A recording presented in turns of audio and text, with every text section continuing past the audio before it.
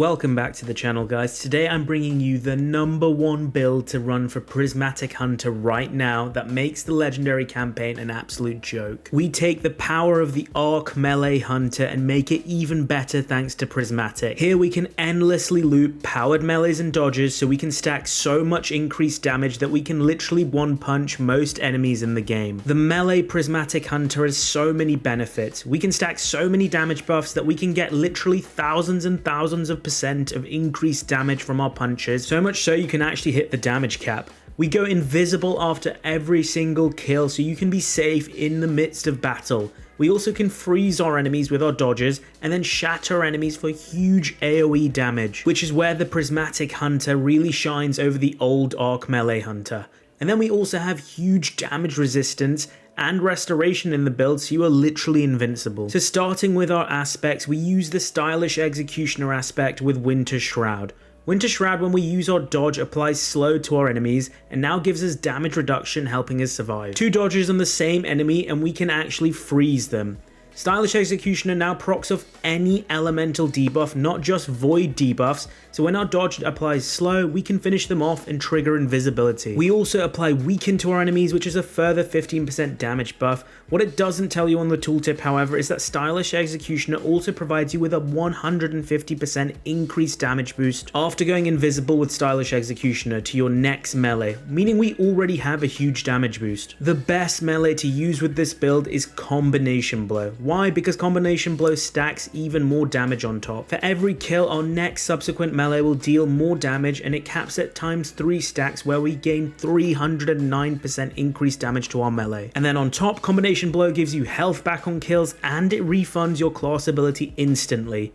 Because of this, you want to use Gambler's Dodge, which in turn instantly refunds your melee back. So the gameplay loop becomes very simple. Dodge to apply slow, melee your enemies, and then Stylish Executioner will trigger and you'll go invisible. Then rinse and repeat until you have ×3 Combination Blow and you've dodged enough to freeze the battlefield for more AoE damage. In order to make the damage scale even further, we pair this setup with the Hunter Exotic Gloves Liar's Handshake, which gives us the buff cross counter whenever we use our arc melee or we're hit by a melee attack. Cross counter gives us a further multiplicative 200% damage buff on top of the 150% damage buff from Stylish Executioner and 309% from Combination Blow. This is already getting ridiculous and we're nowhere near done yet. With what I'm describing so far, you're already very powerful and you'll be able to one-hit KO most enemies. To really put the icing on the cake, our fragments and weapons elevate this core gameplay loop even further so you can start one-hit KOing mini bosses and sometimes even bosses. Facet of Dawn provides us with Radiant when we just hit an enemy with a powered melee, which is another 25% damage buff on top. Facet of Purpose gives us a buff based on what super we run. In my eyes, there's 2 choices here for this build.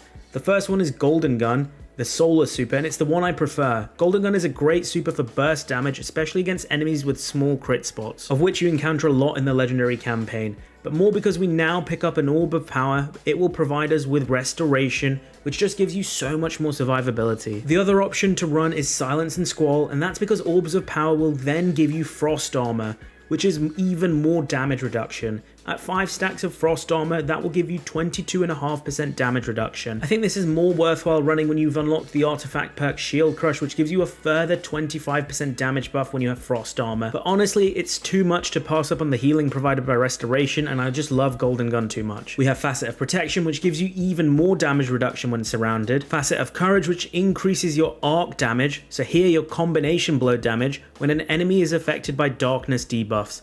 Remember, we slow and freeze our enemies, and that's a darkness debuff, so we will benefit from this fragment and gain a further 10% damage. And finally, we have Facet of Ruin, which improves our shatter AoE and damage even further.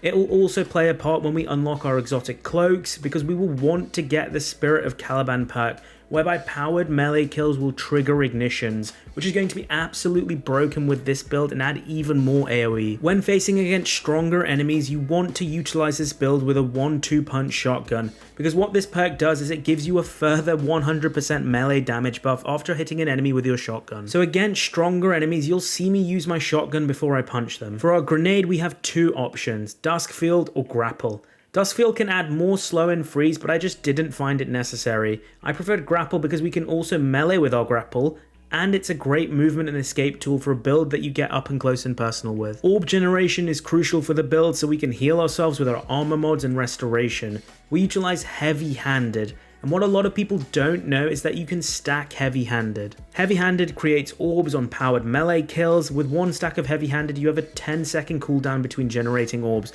but with 3 stacks of heavy-handed, this cooldown is reduced to just 1 second. So literally every melee will generate an orb. Combine this with powerful attraction and you'll be hoovering up orbs every time you dodge to gain all these benefits on top. I mentioned Spirit of Caliban earlier, but when you are looking for the perfect exotic class item to run with this build, you also want to look out for Spirit of Syntheseps over Spirit of the Liar. Why Syntheseps over Liar's Handshake? Well, because the cross counter buff from when you apply 1-2 punch is actually reduced from 200% to 80%. Spirit of the Syntheseps, however, is at 165%, which is better than Liar's Handshake, but cross counter is just easier to activate. So yeah, either one with Spirit of the Caliban will be really good. But yeah, if you were looking to min-max, then look out for Spirit of Syntheseps. In terms of Transcendence, this build is really good because the arc melee counts as light damage, which is buffing your light bar, while the AoE and damage from Shatter is counting as darkness damage, buffing that darkness bar, so you'll get Transcendence pretty effectively with the build. Hunters get a really powerful prismatic grenade when Transcendent, called Hailfire Spike, which releases both Stasis Slow and Scorching Solar damage. So let's go over the rest of the armor mods I'm running. On my helmet, I run 1 stack of hands-on, so I generate more super energy with every melee kill. I also run 1 copy of Dynamo because we're constantly going to be dodging near enemies to generate even more super. On my Liar's Handshake gloves, I've run triple heavy-handed. On your chest piece, run the relevant resistance mods to the activity. On my boots, I've run 1 copy of recuperation for the instant heal. Remember, we're going to pair this with powerful attraction so we can get that heal on dodging. I've then got 1 copy of insulation with 1 copy of absolution. On your cloak, you do want to run 1 copy of Reaper, so if you do use your weapon, you'll generate an orb after dodging. 1 copy of powerful attraction, which is super important for all the benefits I've discussed before,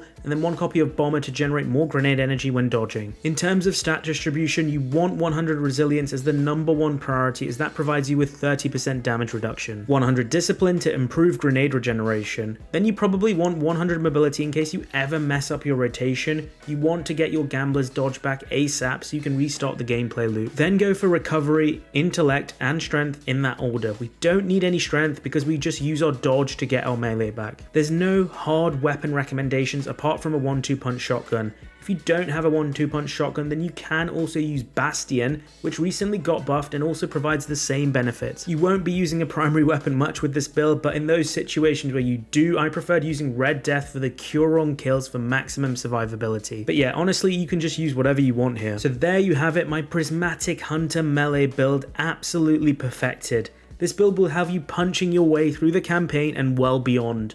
Once we get the exotic cloak with the right perks, my god, this will actually be broken. I cannot wait. If you enjoyed what I talked about today, remember to smash the like button and subscribe to the channel for more Destiny builds, both PvE and PvP, as we get deeper into the final shape. I'm Mr. Ronit, and that's it for today. Peace out, guys.